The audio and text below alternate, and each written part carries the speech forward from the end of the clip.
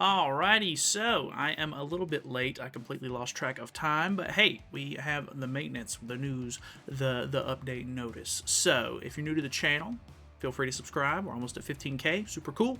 But either way, 1 hour maintenance, nothing too crazy, of course. They're just kind of stacking, events on top of the ones that we already have for the 4th anniversary, of course. I did look at these on the JP sort of side of things a little bit in advance. I looked at it a couple of days ago just to kind of see what we were getting. But we are getting an Event Tower of Trials. If it's anything like the last one was actually kind of fun. Some of the last floors were a little bit more difficult, which made it just a little bit more interesting. They're not like overly difficult, but you'll actually have to put a little bit of thought into it.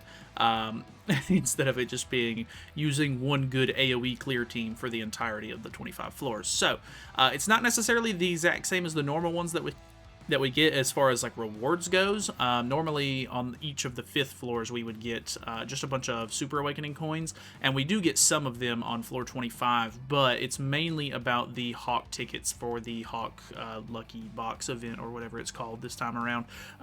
But yeah, you're going to be getting tickets pretty much throughout the entirety of the thing, just so that way you can open up more on that, get some extra rewards, which honestly the rewards from that thing are super good. You're getting like a bunch of like maxed out gear for like rare pieces and SR pieces. I think there's a couple of SSR pieces in there too, but from my understanding they're not completely maxed out pieces, because obviously if they're valuing those in a bundle in the store for like $80, I didn't really expect them to give out a free like full like maxed out like SSR 20 or 15% set or whatever. But either way, not that big of a deal if it's not maxed out or not. I really couldn't care less. They're giving us so much just free stuff anyway. So honestly, this is all really nice. Just extra rewards. You'll be able to clear this in, I would imagine, like 15 to 20 minutes or so, maybe a little bit longer depending on how hard some of the stages get.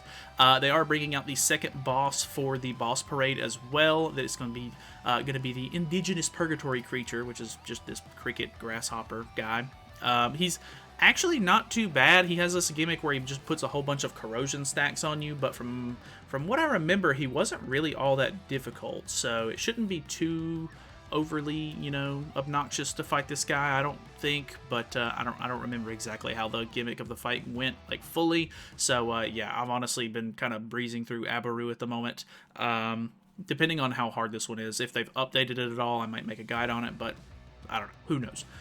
Either way, moving on, you can clear that one 5 times a day. I think these are the exact same clear rewards from the other one. I think the clear rewards are the exact same for the entirety of the boss parade event because they're up here, the challenge clear. So I don't necessarily know that this is going to get updated. I don't think this is. I think these are the same ones that you were getting beforehand, if I'm not mistaken. So not 100% sure on this part right here, to be honest with you. So I'm not even sure why they're gonna recommend or like just show that off in general. I guess just because overall they kind of coincide with each other if you're doing the bosses in general. But we do have a new exchange shop opening up for this guy specifically. I'm really done with the Abaru one, and I've just been grinding out a whole bunch of extra runs because it's so easy.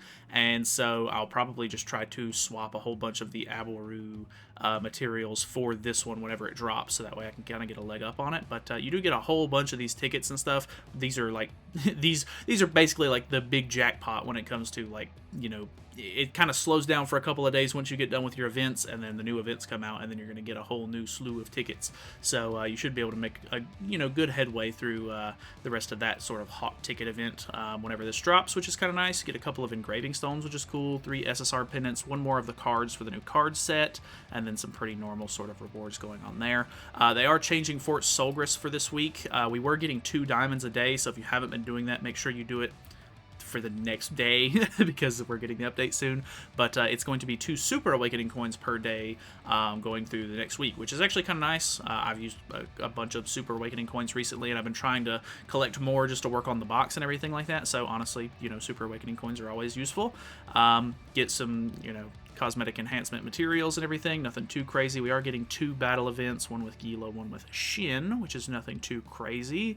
And then Grand Cross 4th Anniversary decoration effect not being applied correctly for some decorations. So bug fix there. So nothing honestly too crazy, just kind of a nice little cool down week. We should be seeing what JP is going to be getting for their update, which is technically next week's update for us, in just a few days. So I'm definitely going to try to go over that if it's anything big. There should be a new banner on it. I'm not entirely sure if it's going to be the new Arthur or if Arthur's going to end up being a free character and they're giving us some other banner. I have no idea just yet, but if you want to stay up to date with it, I will definitely be going over it whenever it, more than likely, I'll wake up sometime on Wednesday, and it'll be a couple of hours late, but I'll still make a video on it. So, I don't know. I don't know when JP puts their patch notes out. I'm a global kind of guy, so either way, thank you guys so much for watching. Hopefully this was helpful or informative, and if you're new to the channel, of course, feel free to subscribe, and I will see you guys later on this week. I've got new videos every day, so I'll see you then.